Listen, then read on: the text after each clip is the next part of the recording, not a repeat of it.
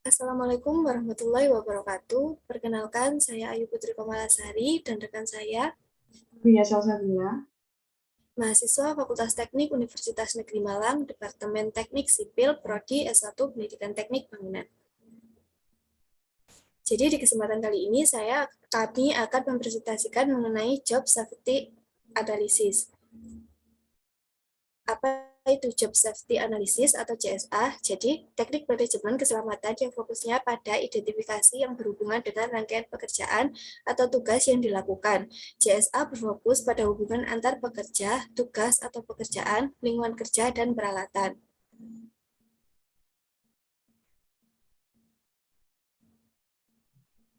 Laboratorium adalah tempat aktivitas untuk melakukan pengujian atau percobaan atau penelitian suatu bahan material maupun benda uji.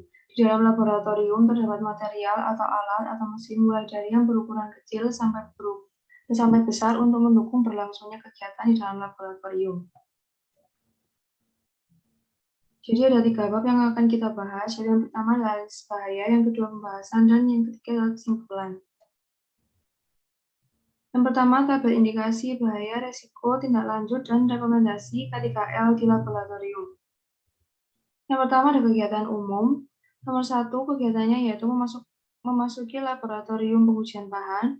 Dengan bahaya yang pertama, suhu tubuh melebihi aturan ditetapkan bergerombol antar mahasiswa, tidak memakai masker, tidak memakai hand sanitizer, dan mencuci tangan. Resikonya yaitu terpapar virus COVID-19. Tidak lanjutnya, melaksanakan prokes dengan baik, membatasi tempat duduk mahasiswa, memperlakukan ganjil genap untuk jadwal perkuliahan offline, ditetapkannya peraturan wajib cuci tangan sebelum memasuki lab. Rekomendasi, dilakukan swab secara rutin, menjaga jarak aman, menyediakan masker gratis bagi yang tidak membawa masker atau untuk ganti masker, selanjutnya menyediakan hand sanitizer dan wastafel di area lab. Yang kedua, kegiatan briefing, yaitu bahayanya tidak mendengarkan dengan baik dengan resiko kurang memahami mengenai teknis pelaksanaan praktikum. Tindak lanjutnya, menciptakan suasana lab yang kondusif. Rekomendasi, mendengarkan dan memperhatikan dengan baik serta memanfaatkan sesi tanya jawab apabila masih ada kebingungan. Yang ketiga, pengambilan alat dan meletakkan di meja kelompok masing-masing. Bahayanya jika tidak hati-hati bisa jatuh dan merusak alat praktikum, bahkan membahayakan diri sendiri dan orang lain. Resikonya melukai, bisa kegores, memar, dan robek. Tidak lanjutnya yaitu pengaturan teknis pengambilan alat secara bergantian. Rekomendasi, perlunya pengawasan saat pengambilan alat. Yang keempat, pelaksanaan tahapan-tahapan praktikum. Bahayanya melakukan kesalahan, resiko yang diperoleh, data yang diperoleh tidak akurat. Tindak lanjutnya, melakukan sesuai briefing dan aturan dalam modul. Rekomendasinya, selalu membaca modul setiap memulai tahapan praktikum. Selanjutnya untuk di dalam pengujian lumpur, yang pertama jenis kegiatannya adalah mengambil bahan-bahan praktikum. Bahayanya adalah yang pertama bahan berjatuhan sehingga mengotori lab. Dan yang kedua adalah pasir berterbangan. Resikonya mengganggu kenyamanan dan mengiritasi mata serta mengganggu pernafasan. Untuk tindak lanjutnya yang pertama bisa mengangkut bahan sesuai kapasitas dengan hati-hati, menggunakan APD seperti kacamata dan masker. Untuk rekomendasinya, menyediakan wadah pengambilan agregat yang lebih aman, serta rute pemindahan bahan dilakukan di jalan dengan mobilitas rendah. Untuk kegiatan yang kedua adalah memasukkan pasir kering ke dalam gelas ukur sesuai ukuran ditentukan. Bahayanya adalah pasir berjatuhan, resikonya mengotori meja, mengganggu kenyamanan selama proses praktikum. Untuk tindak lanjutnya, bisa menutup sisi lain dari gelas untuk menggunakan tangan. Untuk rekomendasinya, menggunakan pasir dengan perlahan dan hati-hati. Jenis kegiatan yang ketiga adalah menuangkan air ke dalam gelas ukur. Bahayanya adalah air tumpah ke meja dan mengenai gelas ukur. Untuk resikonya, bisa mengganggu kenyamanan serta gelas ukur menjadi licin dan mudah terjatuh. Untuk tindak lanjutnya, bisa menuangkan air secara bertahap. Rekomendasinya, hati-hati saat menuang air. Yang keempat, menutup mulut gelas ukur dengan plastik. Bahayanya, ikatan tidak rapat serta resiko mengotori tangan dan membasahi gelas ukur sehingga licin dan rawan jatuh. Rekomendasinya adalah menggunakan karet gelang yang kuat agar tidak rawan putus. Selanjutnya, memastikan ikatan karet kuat sehingga plastik tidak mudah lepas atau bocor. Yang kelima adalah mengocok gelas ukur secara kontinu selama 30 menit. Waktu mengocok yang terlalu lama, tidak sesuai kemampuannya mengocok, akibatnya bisa pegal pada tangan. Selanjutnya, mengocok gelas ukur dengan posisi paling nyaman, yaitu duduk. Untuk selanjutnya yaitu bergantian bila terasa lelah. Untuk kegiatan yang keenam adalah mengaduk agregat di dalam gelas ukur menggunakan pengaduk. Bahayanya adalah membentur gelas ukur, resikonya gelas ukur pecah dan melukai kulit, bisa gores atau robek. Sarannya adalah mengaduk dengan perlahan. Untuk rekomendasinya hati-hati selama proses pengadukan. Untuk kegiatan yang ketujuh adalah mengeringkan pasir menggunakan oven. Bahayanya adalah panas oven, akibatnya menyebabkan luka bakar apabila mengenai kulit. Sarannya menggunakan sarung tangan khusus panas, dan untuk rekomendasinya perlu adanya pengawasan dan melakukan dengan hati-hati. Selanjutnya yaitu pengujian zat organik dan anorganik. Dengan jenis kegiatan yang pertama, melarutkan NaOH yang bahayanya mengenai tangan dan beresiko menyebabkan iritasi. Tindak lanjutnya yaitu menggunakan sarung tangan karet, dan rekomendasinya melakukan pengadukan dengan hati-hati serta memasukkan NaOH sesuai aturan yang ditetapkan. Selanjutnya, analisa saringan agregat halus. Yang pertama, menggunakan menggunakan mesin vibrator. Bahayanya, mesin tidak mengikat saringan dengan kuat dan langsung membuka ayakan saat setelah proses pengayakan. Risiko yang ditimbulkan, saringan terlepas dari alat dan mengenai mahasiswa. Debu-debu yang belum sepenuhnya mengendap bisa berhamburan sehingga mengiritasi mata dan mengganggu pernafasan. Tindak lanjutnya, selama proses praktikum dilakukan pengawasan oleh asisten lab, menekankan aturan saat melakukan segala tahapan harus sesuai prosedur praktikum. Rekomendasinya memperhatikan posisi ayakan sebelum menjalankan mesin dan menjaga jarak dengan mesin selama proses pengayakan berlangsung. Yang kedua, kegiatan memindahkan agregat hasil ayakan ke wadah. Bahayanya yaitu agregat bertebangan atau bersatuan. Resikonya mengiritasi mata dan mengganggu pernafasan. Tindak lanjutnya, menggunakan masker dan kacamata serta harus dilakukan secara hati-hati. Rekomendasinya menyediakan wadah yang aman untuk memindahkan agregat. Selanjutnya, pengujian kadar air agregat halus. Jadi kegiatan yang pertama yaitu memasukkan pasir ke dalam oven. Bahayanya terkena panas oven dengan resiko menyebabkan luka bakar apabila mengenai kulit. Selanjutnya menggunakan sarung tangan khusus panas, dan rekomendasinya perlu dilakukan pengawasan. Jadi kegiatan yang kedua yaitu menumbuk agregat di dalam silinder menggunakan batang besi. Bahayanya batang besi menimpa tangan dan menyebabkan sakit, luka memar. Tindak lanjutnya dilakukan dengan hati-hati. Rekomendasinya jangan meletakkan tangan terlalu dekat dengan silinder yang sedang digunakan untuk praktikum. Selanjutnya adalah kegiatan umum di akhir kegiatan. Yang pertama adalah jenis kegiatannya membuang limbah sisa material. Bahayanya limbah sisa material jatuh di jalanan. Untuk resikonya mengganggu mobilitas dan kenyamanan pengguna jalan. Untuk tindak lanjutnya, mengangkut limbah dengan bertahap dan tidak melebihi kapasitas. Untuk rekomendasinya bisa memperhatikan SOP yang berlaku dan menggunakan rute dengan mobilitas rendah. Jenis kegiatan yang kedua adalah evakuasi, di mana bahayanya adalah situasi gawat darurat. Untuk resikonya adalah kegagalan penyelamatan selama situasi darurat, bisa kebakaran, gempa, dan lain-lain. Untuk tindak lanjutnya, memasang rambu jalur evakuasi yang mudah dipahami. Rekomendasinya memberitahukan mengenai safety instruction pada pengguna lab. Pembahasannya di sini meliputi rekapitulasi bahaya dan risiko, dapat diberikan nilai yang indikatornya sebagai berikut.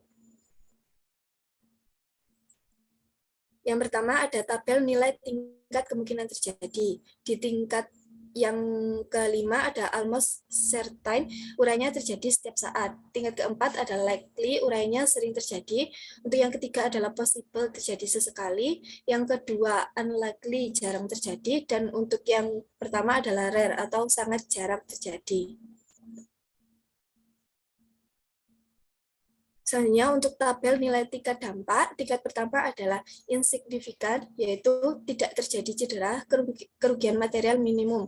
Untuk yang kedua adalah minor, cedera ringan, kerugian material sedang. Yang ketiga adalah moderate, cedera sedang atau perlu penanganan dan perawatan medis, kerugian material besar. Untuk yang keempat adalah major, yaitu cedera berat, kerugian material besar dan dapat menimbulkan gangguan produksi.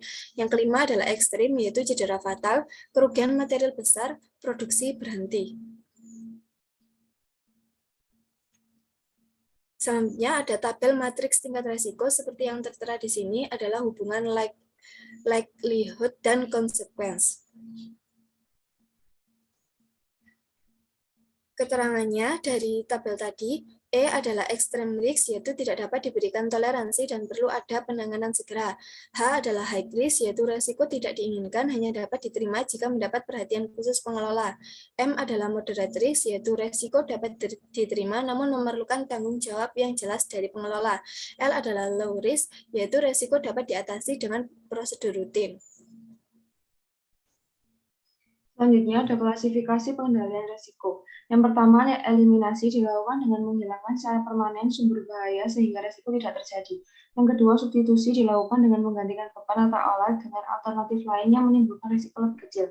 Yang ketiga, rekayasa teknik dilakukan dengan mengubah struktur suatu objek untuk mencegah terpapar potensi bahaya.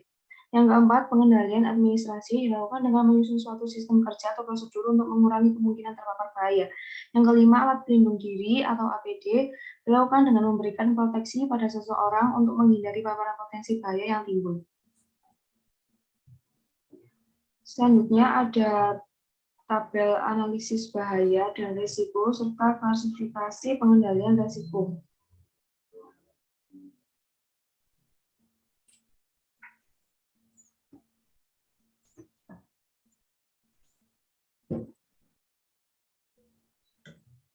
Yang pertama adalah penilaian bahaya risiko untuk kegiatan umum.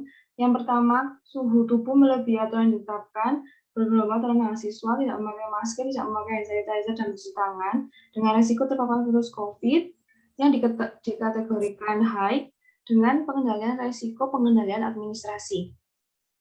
Selanjutnya, tidak mendengarkan dengan baik dengan risiko kurang memahami mengenai teknis pelaksanaan praktikum dengan kategori high, pengendalian risiko rekayasa teknik. Selanjutnya, jika tidak hati-hati, bisa jatuh dan merusak alat praktikum, bahkan membahayakan diri sendiri dan orang lain. Risikonya melukai, bisa tergores, memar, dan robek dengan kategori medium, pengendalian risiko rekayasa teknik. Untuk bahaya yang ketujuh, melakukan kesalahan dengan risiko data yang diperoleh tidak akurat dengan kategori moderate, pengendalian risiko substitusi.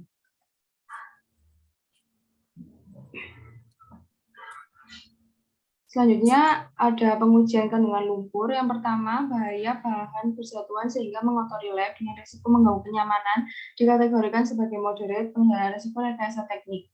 Untuk selanjutnya, bahaya pasir berterbangan dengan risiko mengiritasi mata dan gangguan pernafasan dikategorikan sebagai moderate dengan pengendalian risiko rekayasa teknik. Yang selanjutnya, bahaya pasir bersatuan dengan risiko mengotori meja dan mengganggu kenyamanan selama proses praktikum dengan kategori moderate dan pengendalian risiko rekayasa teknik. Bahaya selanjutnya yaitu air tumpah ke meja dengan risiko mengganggu kenyamanan yang dikategorikan moderate dan pengendalian risiko rekayasa teknik. Yang keenam, bahaya mengenai gelas ukur dengan risiko gelas ukur menjadi licin dan mudah terjatuh dengan kategori low dan pengendalian risiko rekayasa teknik. Yang ketujuh, ikatan tidak rapat dengan risiko plastik lepas atau bocor sehingga air keluar yang bisa mengotori tangan dan membasahi gelas ukur sehingga licin dan rawan jatuh dikategorikan sebagai low dan pengendalian risiko substitusi.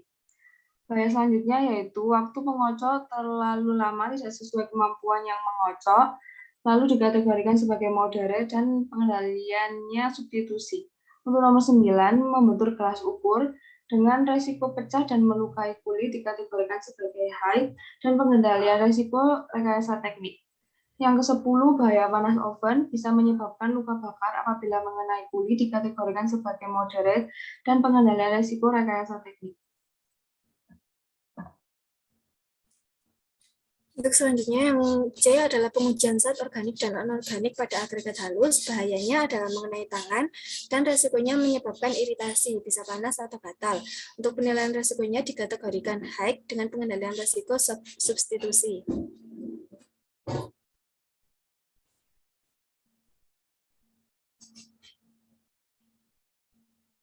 Selanjutnya, yang analisis saringan agregat halus, bahaya yang pertama adalah mesin tidak mengikat saringan dengan kuat, sehingga resikonya saringan terlepas dari alat dan mengenai mahasiswa. Dikategorikan medium, untuk pengendalian resikonya adalah pengendalian administrasi. Untuk bahaya yang kedua adalah langsung membuka ayatan sesaat setelah proses pengayakan. Resikonya debu-debu yang belum sepenuhnya mengendap bisa berhamburan sehingga mengiritasi mata dan mengganggu pernafasan. Untuk penilaian resikonya dikategorikan high dan pengendalian resiko adalah substitusi. Untuk bahaya yang ketiga adalah agregat bertebangan atau berjatuhan. Resikonya mengiritasi mata dan mengganggu pernafasan. Untuk penilaian resikonya dikategorikan high dan pengendalian resikonya adalah pengendalian administrasi.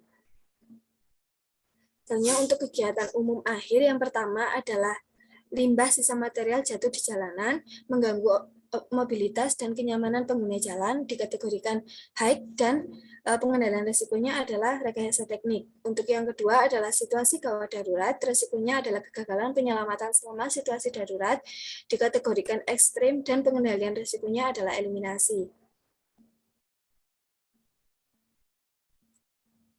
Berikut adalah lampiran mengenai hasil dari penilaian risiko.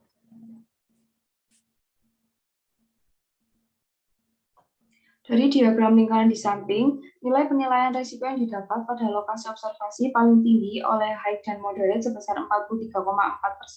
Sedangkan untuk risiko menengah adalah low, presentasinya adalah 8,6%, serta nilai paling rendah adalah pada risiko ekstrim, yaitu sebesar 4,3%. Selanjutnya yaitu diagram presentasi pengendalian kecelakaan. Berdasarkan diagram lingkaran di samping, langkah pengendalian risiko kecelakaan kerja yang dilakukan didominasi oleh langkah pengendalian dengan rekayasa teknik sebesar 47,8%. Kemudian untuk pengendalian administrasi persentasenya adalah 26,8% dan pengendalian dengan cara substitusi sebesar 21,7%. Sedangkan untuk pengendalian eliminasi adalah 4,7%.